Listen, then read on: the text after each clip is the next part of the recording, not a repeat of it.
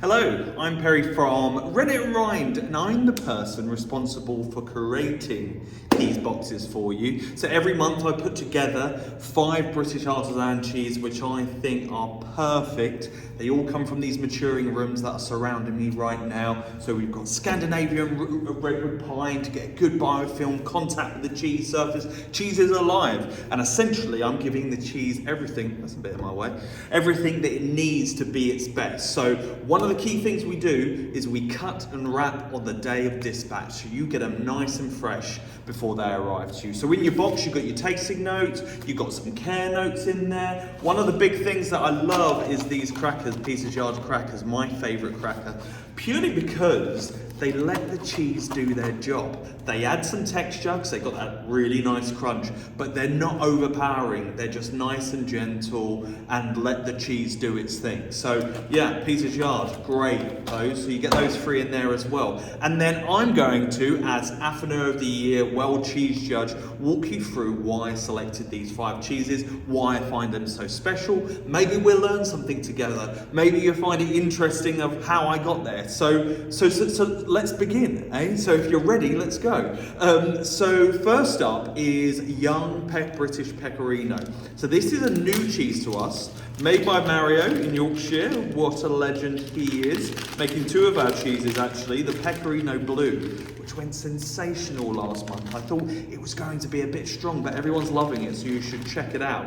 I unwrapped this one because I wanted to show you something new we're doing as well. You've now got scannable QR codes on your wrappers. That's terrible. Yes, yeah, on your wrappers. So at any point, if you buy any cheese from us, you can scan that in. It goes to the website. It tells you about the cheese maker, the type of milk, the stuff we do when the cheese arrives to us. To that. Some of them have videos, but I'm a little bit behind. So yeah, scan those QR codes if you want to learn more about them, or reorder. It would be really simple. So yeah, if you like it, that's all you need to do. So back to the young Pecorino. So the reason why it's called a young Pecorino, because it's Pecorino made in 30 days. So we're all used to these big flavour Manchego style cheeses.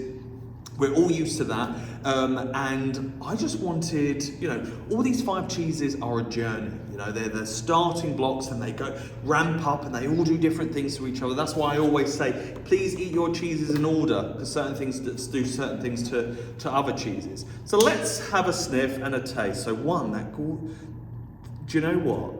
I think this is one of my most favourite cheeses to cut. As you cut it, it's kind of, I don't know if you can see that, just give it a go. It's got this kind of fudgy, buttery kind of style to it, which is very cool. So what you notice on the outside is a mould rind, so that's a filament that we pack down here on site to make sure it's all nice, but that imparts a little tiny bit of bitterness, a little tiny bit. So let's have a smell. There's not much going on.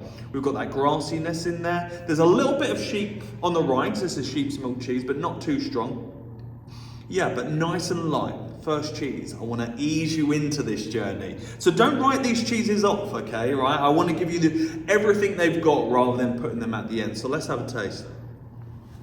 Oh, that texture. That's so great, the texture. It's smooth, buttery, and then like kind of a little bit of a wimpy start, and then aggressive lemon, like margarita kind of like esque summer. A little bit of savoury in there. In the rind, there's this like nice little bitter spritz note, which I love, which encapsulates it perfectly. But it's a very light, subtle cheese, but so moreish. Like you could keep on going into that. I love that cheese. I really do. That's a young Pecorino. Next up is a firm favourite by you guys, back in the box, Sussex Camembert. So made by Arthur Orsop. Recently moved his milk production, so we're getting some amazing profiles of another cheese he makes for us, which is called Mayfield. But the Sussex Brie are coming out so well. Look at that breakdown.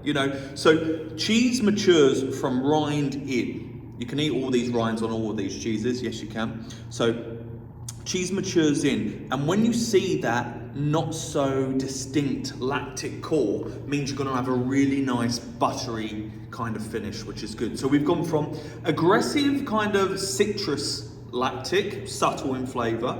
So yeah, I'm cutting the nose off. As I always say, just get stuck in, don't worry about etiquette when it comes to cheese. So let's have a smell.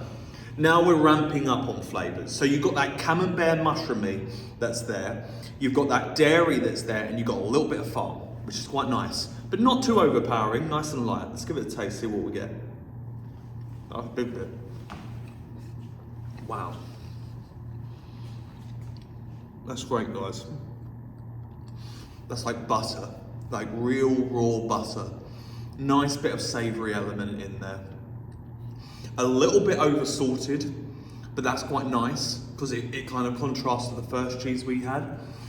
Grassy notes, really nice tacky, claggy texture that gets stuck between your gums. Lifts the palate, mushroom kind of finish, which is really nice. Delicious. Great board. So far, so good. Next cheese up we have is Quick's Cheddar. So made by Mary Quick down in Devon, legend in the cheese industry. Really happy to say she's a friend. Gave me my Affineur of the Year award, and Quick's was the cheese that I matured up. So we got a few profiles in a couple of months ago from Mary, and we really liked this batch. So we kept it behind, kept it in a stasis of kind of like around about, what do I say here, 9 degrees, 90% humidity, just letting that cheese kind of go a little bit dormant, but not dormant enough that they begin to die, that are good bacteria. These are cloth-bound cheeses that we unwrap. So let's get stuck in, eh? Let's get stuck in. I know I always have to put a cheddar on these boards because we're British, right? And we love cheddar, so it needs to go on.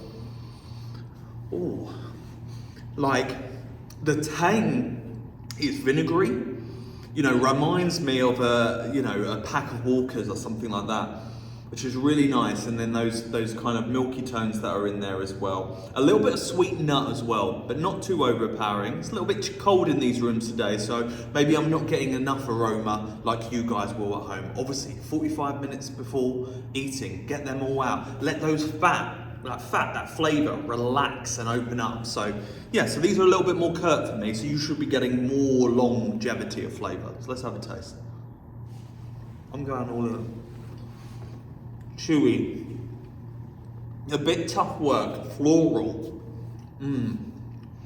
moving into that savoury note. Pepperings, got a little bit of chlorine about it. It's got like a horseradish-esque flavour. Some wild, like flowers. It's quite perfumey in a way. Then earthy, little bit of farmyard in there, which is nice. Letting you know where it comes from. And then a kind of a chlorine pepperiness at the back. And then that tang kind of takes off. Delicious. Totally different from the last two cheeses, but really resets the palate, which is lovely. Great cheese. So that's Quick's Cheddar. Next up, we have Baronet, made by my friend Juliana, who's fantastic at making cheese and is an absolute legend. And this is Baronet, which is a wash rind cheese. Sorry, I've just unwrapped these. That doesn't look as pleasant as it should be. You can tell these cheeses are wash rind. So what I mean by wash rind is that we get a brine solution, water and salt, rub the top of the cheese. That allows good bacteria to grow, which create this nice peachy kind of colouring that's on the cheese. You might be able to see that. And makes them very stinky, you know, admittedly, that's what wash rind cheeses do, but aids such a beautiful breakdown. I mean, this is so broken down all the way through. So let's have a smell. Yeah. So kind of like aggressive fermentation that's in there with a back note of raw butter. So this is Jersey cow's milk. That's why it's got that rich colour to it, and that's what is imparted in there. So you can see this one is definitely more distinctly more yellow than the other cheeses. Let's give it a go. All in, you can eat the rind on this one as well.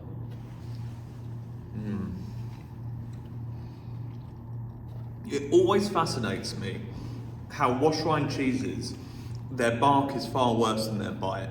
That's such a pleasurable experience. Just really, you know, that buttery note where you're working out the train that I'm going for.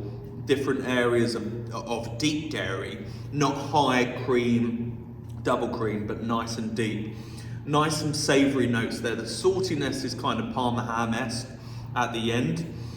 But this cheese is all about the texture at the moment. That's delicious. That's like buttered toast. When it warms up, that's going to be really, really great.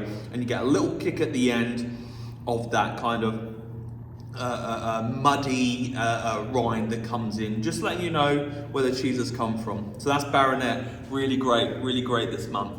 Final cheese is a cheese we haven't had on a while. So this is Sparkenhoe Blue. So everyone knows Sparkenhoe Red Leicester, everyone loves it here. And this is their blue version. So a blue cheese they've made. So Stilton-esque, but made with raw unpasteurized milk. Now, unpasteurized milk, straight from the cow making cheese. Pasteurized milk, heating the milk to eradicate all pathogens, good and bad. You know, it's harder to make cheese out of, but when you get it right, it really pays off.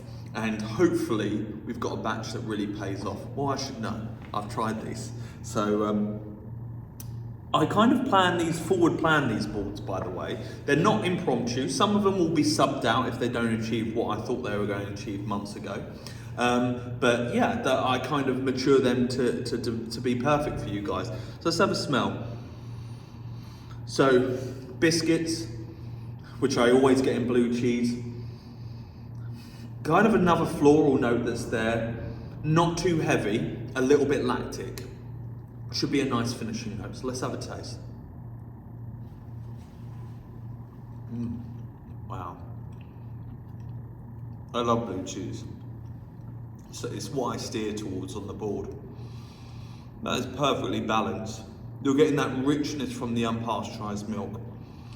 Towards the rind, you're getting those spicy notes that are clawing in. Big on savoury beef, oxo cube kind of esque.